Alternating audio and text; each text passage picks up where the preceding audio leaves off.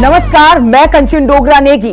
हर पल और हर लम्हा हमारे चारों ओर जुर्म का गंदा खेल खेला जा रहा है।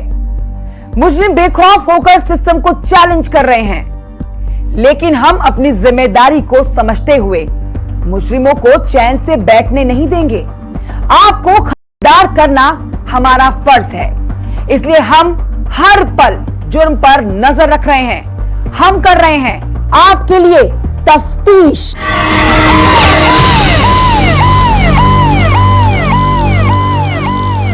पिछले दिनों शिक्षा का मंदिर चंडीगढ़ यूनिवर्सिटी गलत कारणों की वजह से न्यूज चैनल की हेडलाइंस बनी हुई थी। यहां कुछ ऐसा हुआ था जिसने यहां के छात्र छात्रों को सड़क पर उतार दिया था। उनके साथ साथ उनके अभिभावक भी आक्रोशित हो उठे थे। यहां बेटियां शिक्षा का प्रसाद ग्रहण करने आई थी, लेकिन उन्हें यह नहीं पता था कि उन्हीं के बीच ऐसी एक गंदी सोच की एंट्री हो चुकी है जो छोटे से लाभ के लिए उनके अनौपचारिक पलों को भी कैमरे में कैद कर सकती है। क्या है ये मामला? क्यों है ये चित्कार? कौन है इस हंगामे का असली जिम्मेदार? इन सबको जानने के लिए देखिए हमारी ये तफ्तीश। दोस्त दोस्त न रहा, जरा बच के रहना। टूटता भरोसा, बिखरती दोस्ती। कैमरे की नजर में कहीं आप तो नहीं हैं।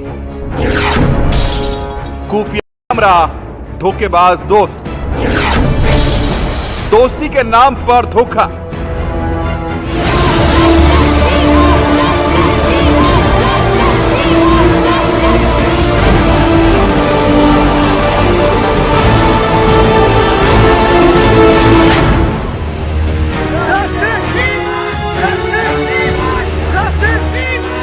ये आधी रात को वी वांट जस्टिस के नारों के साथ प्रदर्शन कर रही भीड़ कोई शौकिया सड़कों पर नहीं उतरी है, बल्कि ये चंडीगढ़ यूनिवर्सिटी में शिक्षा हासिल करने वाले छात्र छात्राएं हैं। ये आधी रात को सड़कों पर क्यों उतरे? जब ये बात आप लोग जानेंगे तो सोचने पर मजबूर हो जाएंगे कि हमारा समाज इतना गिर चुका है कि शिक्षा के मंदिर में भी बेटियों का सम्मान सुरक्षित नहीं रहा। खबरों के अनुसार 17 सितंबर को दोपहर करीब 3 बजे गर्ल्स हॉस्टल की वार्डन को हॉस्टल की छात्राओं ने बताया कि हॉस्टल की एक लड़की बाथरूम में छात्राओं के स्नान करते समय वीडियो बना रही है। क्योंकि मामला यूनिवर्सिटी से ही जुड़े गर्ल्स हॉस्टल का था, इसलिए वार्डन ने इस मामले की गंभीरता को देखते हुए हॉस्टल मैनेजर को इसकी जानकारी दी। धीरे धीरे ये बात यूनिवर्सिटी कैंपस में जंगल की आग की तरह फैल गई और यूनिवर्सिटी के छात्र और छात्राएं उस आरोपित छात्रा के खिलाफ प्रदर्शन।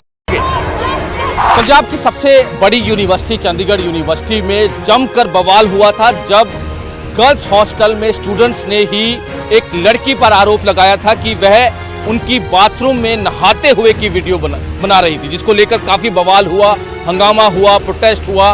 मामला दर्ज किया गया। लड़की समेत 2 उसके साथी, उसके दोस्तों को गिरफ्तार किया गया और लगातार इस मामले में कई बड़े खुलासे हो रहे हैं।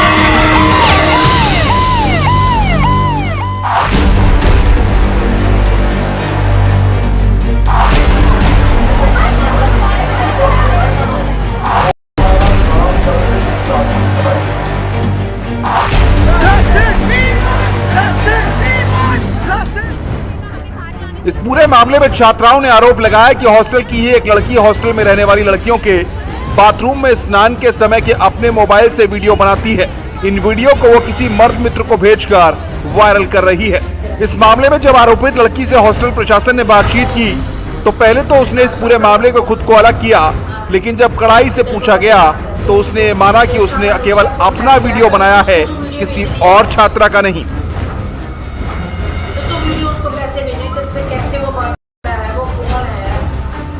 हंगामे के बाद इस मामले में खरड़ थाने में युवती के खिलाफ आईपीसी की धारा 354C और आईटी एक्ट की धारा 66E के तहत मामला दर्ज कर लिया गया।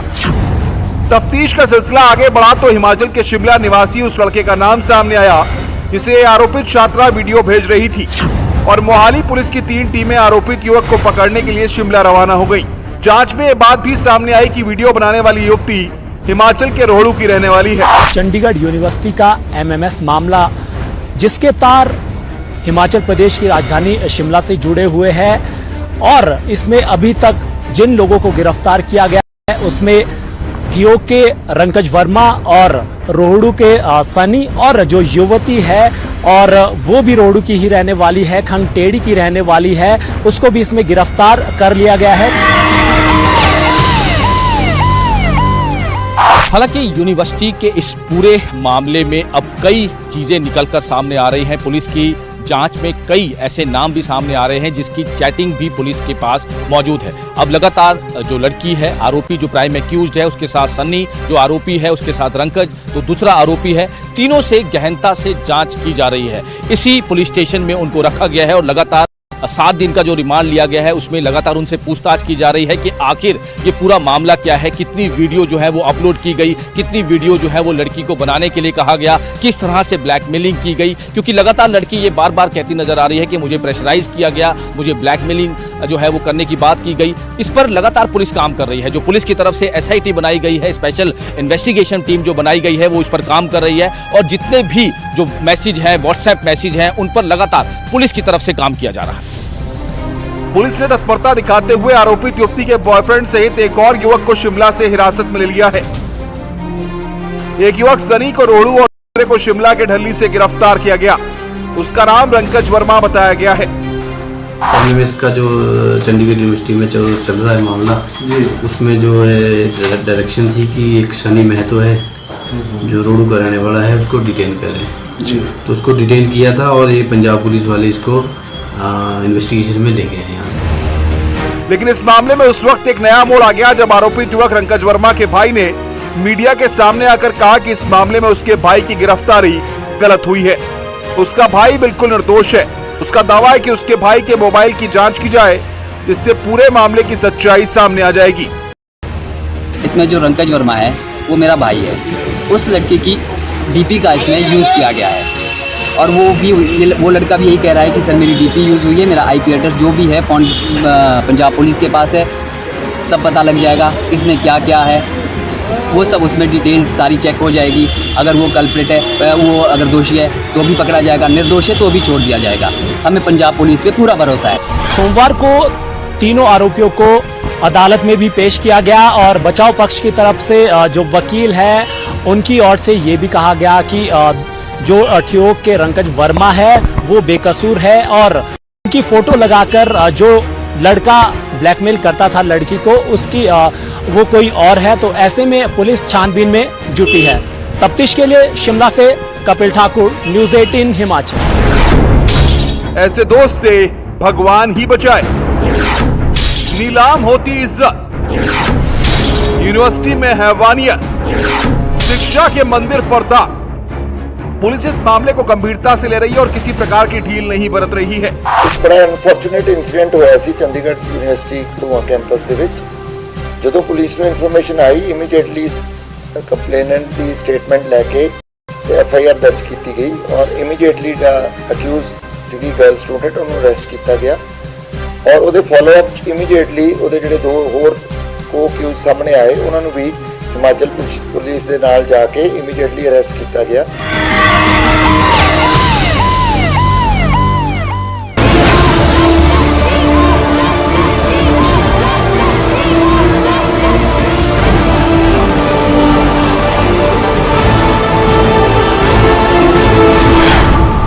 पंजाब के मुख्यमंत्री भगवंत मान ने चंडीगढ़ यूनिवर्सिटी के पूरे घटनाक्रम की गंभीरता को देखते हुए जांच के आदेश दे दिए हैं। मुख्यमंत्री ने ट्वीट किया, चंडीगढ़ यूनिवर्सिटी की दुर्भाग्यपूर्ण घटना के बारे में सुनकर दुख हुआ। हमारी बेटियां हमारा सम्मान है। मामले में उच्च स्तरीय जांच के आदेश दिए गए हैं। जो भी दोषी पाया जाएगा उसके खिलाफ सख्त कार्रवाई की जाएगी। उन्होंने कहा, मैं प्रशासन के संपर्क में हूं। उन्होंने लोगों से अफवाहों से बचने की अपील की। गौरतलब है कि पहले पुलिस इस बात से इंकार करती रही कि ऐसी कोई घटना हुई है। बाद में यूनिवर्सिटी और पुलिस ने कहा कि आरोपित छात्रा के मोबाइल से किसी अन्य लड़की का वीडियो नहीं मिला। एक ही वीडियो मिला है जो आरोपित लड़की ने खुद का बनाया था और उसने अपने बॉयफ्रेंड को भेजा था।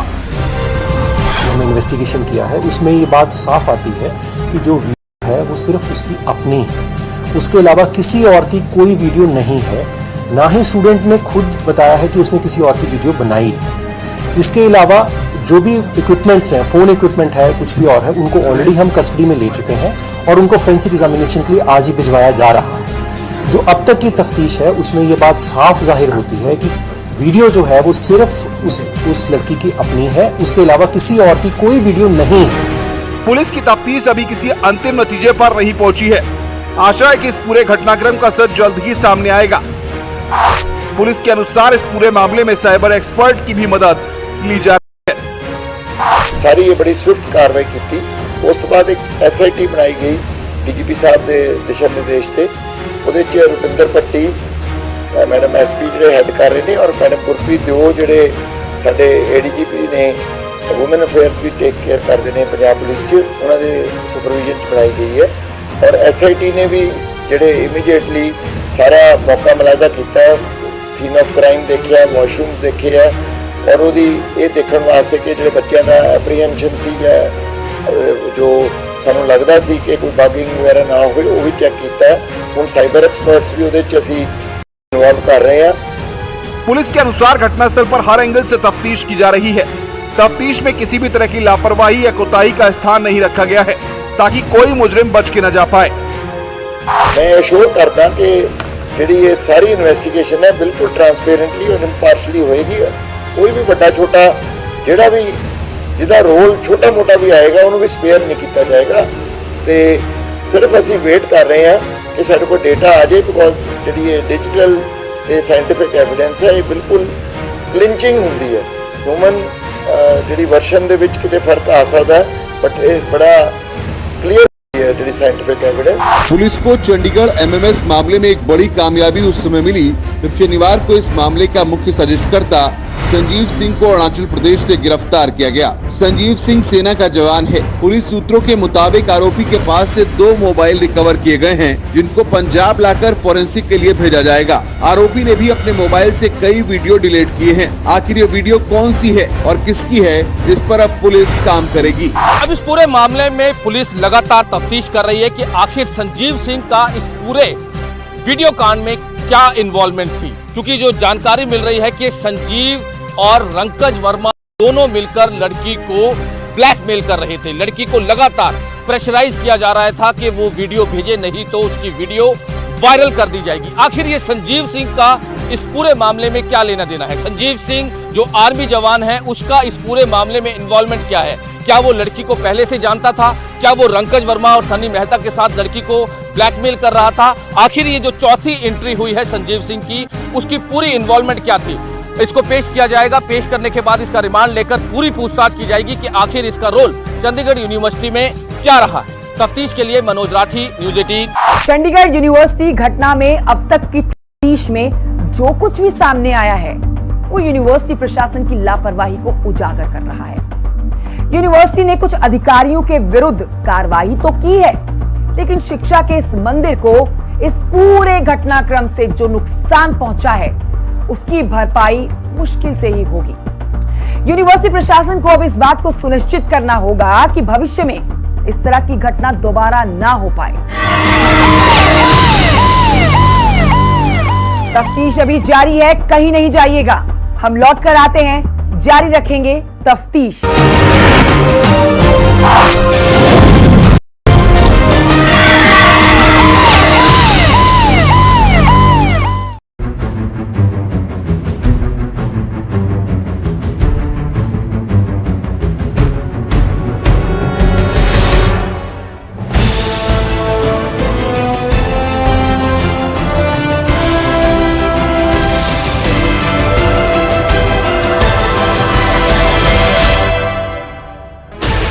Sixteen channels, 15 languages, 26 states, 1200 plus reporters, 66.9 crore viewers. India's largest news network, News 18 Network.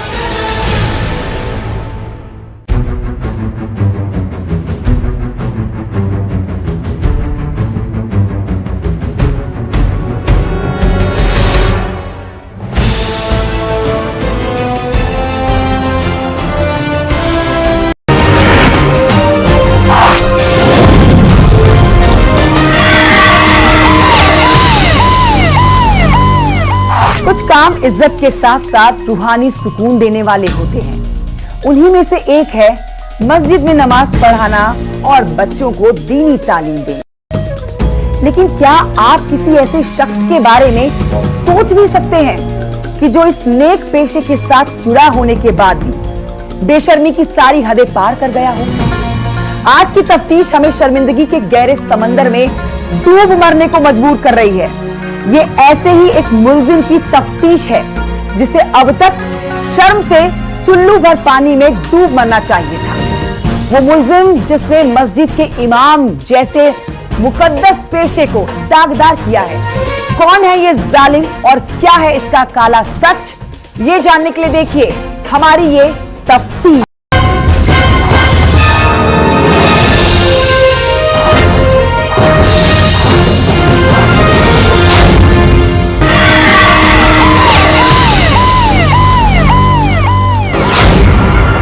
इंसान बना शैतान,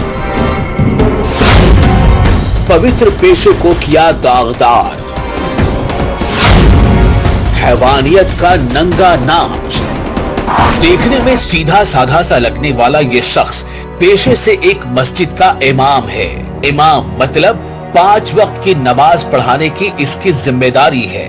5 वक्त के नमाजी जब मस्जिद आकर इस शख्स के पीछे नमाज पढ़ते रहे होंगे तो ये शख्स भी अपने आप को कितना खुशकिस्मत महसूस करता रहा होगा। मगर अफसोस ये अपने अंदर के शैतान को नहीं मार पाया और इसने ऐसा काला कारनामा अंजाम दे दिया जिससे इमाम जैसे मुकद्दस और पवित्र ओहदे को शर्मिंदा होना पड़ा है। जिस इमाम को पूरे मस्जिद की जिम्मेदारी देकर हम मुतमईन हो जाते हैं, जो इमाम हमारा रहबर होता है, जिस इमाम की हर नक्ल हरकत हमारे लिए बायस मिस्ल राह होती है, अगर वही इमाम दरिंदा बन जाए तो फिर हम क्या कहेंगे। एक मामला बारामूला के कुंजर इलाके में सामने आया है। यहाँ पर मस्जिद में इमामत करने वाला एक शख्स ने पूरी इंसानियत पर बदनुमा दाग लगा दिया है। इसने इमाम जैसे पाक लफ्ज को ही शर्मिंदा कर दिया है। इसकी वजह से मुआशरे में किसी पर भरोसा करना मुश्किल हो गया है। ऐसे दरिंदों के लिए इस समाज में कोई जगह नहीं होनी चाहिए। समाज में इमाम को वो दर्जा प्राप्त है जो शायद बहुत कम लोगों को हासिल है, लेकिन पुलिस के अनुसार इसको वो इज्जत रास नहीं आई और इसने एक ऐसे घिनौने काम को अंजाम दिया जिसने पूरी कौम का सर शर्मिंदगी से झुका दिया। इंसान की हरकत से शर्मिंदा इंसानियत, बच्ची को बनाया शिकार। मागाम जिला कुपवाड़ा का रहने वाला ये मुल्जिम अयाज अहमद बारामूला के कुंजर इलाके की एक मस्जिद में पिछले 11 सालों से इमामत करता आ रहा था। पुलिस के अनुसार इसने इमामत जैसे पाक और नेक काम की आड़ में एक नाबालिग लड़की को अपने झांसे में फंसाया। हैवानियत की हदें पार करते हुए उस लड़की के साथ इस शख्स ने नाजायज ताल्लुकात बनाकर उस अबला की इस्मत से खिलवाड़ किया। जब ये नाबालिग बच्ची गर्भवती हो गई तो इसने उसकी किसी झोला छाप डॉक्टर से डिलीवरी कराई और फिर नवजात बच्चे को कब्रिस्तान में दफना दिया।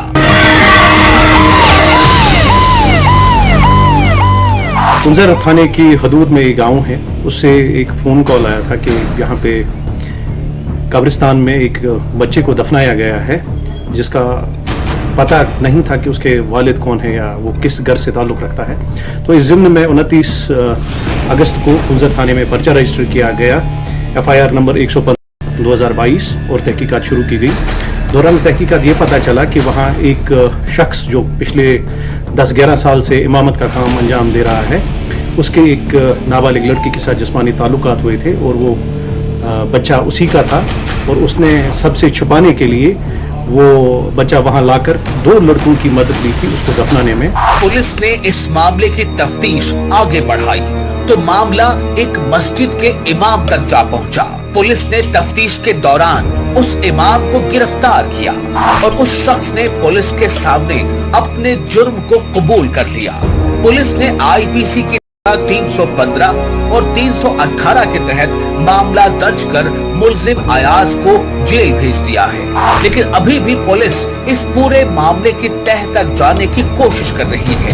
पुलिस को अपनी तफ्तीश में ये भी पता चला था कि कि अयाज ने यहाँ तक लोगों से झूठ बोला कि उसने कब्रिस्तान में कुरान दफन किया है, जबकि उसने नवजात बच्चे को वहाँ दफन किया था। जिन लड़कों को उसने कहा था कि ये कुरान पाक है, ये शहीद हुआ है और अब मैं इसको दफन करना चाहता हूँ, उन बच्चों को थोड़ा सा शक हुआ उस पर। उन्होंने मौलवी के जाने के बाद वो खोदा और वहाँ से जब वो बच्चा निकला तो उन्होंने इन्फॉर्म किया और उसके बाद इन्वेस्टिगेशन के दौरान भी अरेस्ट हुआ है और उसने अपने जुर्म कबूल किया है। पुलिस के अनुसार लड़की के डीएनए के लिए सैंपल लिया गया है। डीएनए की रिपोर्ट आने के बाद ही पुलिस अपने असल नतीजे पर पहुंचेगी। लड़की की डिलीवरी कराने वाले झोला छाप डॉक्टर की भी पुलिस तलाश कर रही है।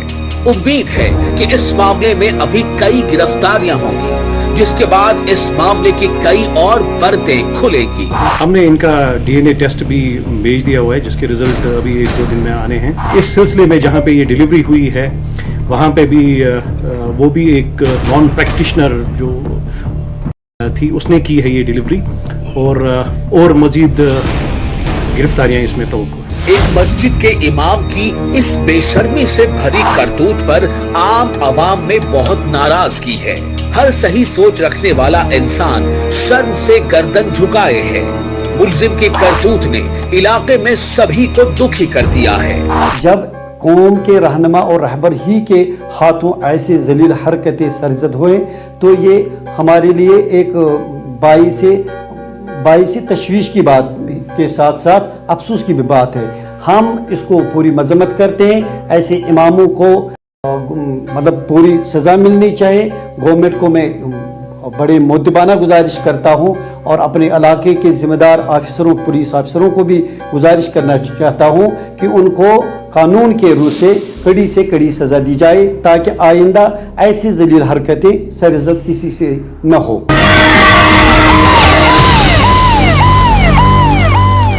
इस मुल्जिम इमाम की करतूत ने जहां पूरी इंसानियत को शर्मसार कर रख दिया, तो वहीं सबसे बड़ा सवाल यह है कि मजहब की आड़ में ऐसे दरिंदों को हम कब तक पनाह देते रहेंगे। हमें इस बात पर ध्यान देने की जरूरत है कि आपके और हमारे घर में कौन आता है, कौन जाता है, हमारे बच्चे किससे मिलते हैं, हमारे बच्चे और बच्चियों पर किसकी कैसी नजर है, इसका जरूर ध्यान रखें, वरना समाज में दरिंदों की कमी नहीं है। अपना और अपने चाहने वालों का ख्याल रखें। अभी तक न जाने कितने इस इमाम की तरह दरिंदे समाज में खुलेआम घूम रहे हैं और हमारी बच्चियों पर गंदी नजर लगाए बैठे हुए हैं। क्या सिर्फ इस इमाम की गिरफ्तारी भर से हमारी बच्चियां महफूज हो जाएंगी? इस इमाम की गिरफ्तारी के बाद बहुत सारे सबूत सामने आने बाकी है। यह तो अभी तफ्तीश का मामला है। न्यूज़ 18 तफ्तीश के लिए कुंजर टंगमर्ग से मैं मुनीर हुसैन हुर्रा।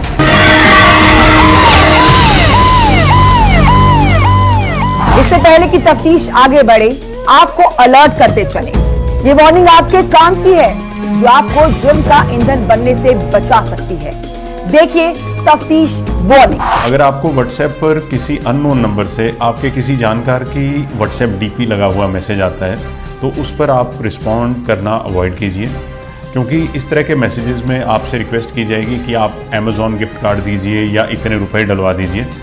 इस तरह के किसी भी अननोन नंबर के मैसेज रिस्पॉन्ड मत कीजिए। व्हाट्सएप पर अगर कोई अननोन नंबर से वीडियो कॉल आती है तो उसको भी रिस्पॉन्ड ना किया जाए। इन दोनों चीज़ों को अगर आप बड़ी बेसिकली फॉलो करेंगे तो कई तरह के जो साइबर क्राइम्स हैं जिसका आप आगे चलकर शिकार हो सकते हैं, आप उससे बच पाएंगे।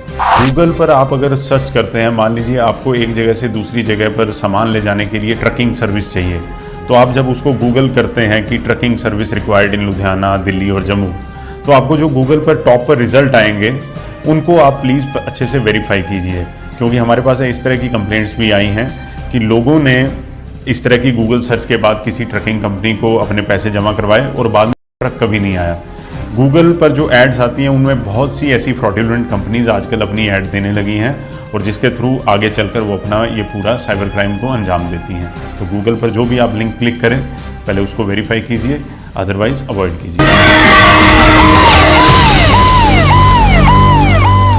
आज के लिए बस इतना ही, लेकिन ना जुर्म रुका है और ना ही रुकेगी हमारी तफ्तीश। अगले हफ्ते इसी जगह इसी टाइम जारी रहेगी हमारी तफ्तीश। जय हिंद।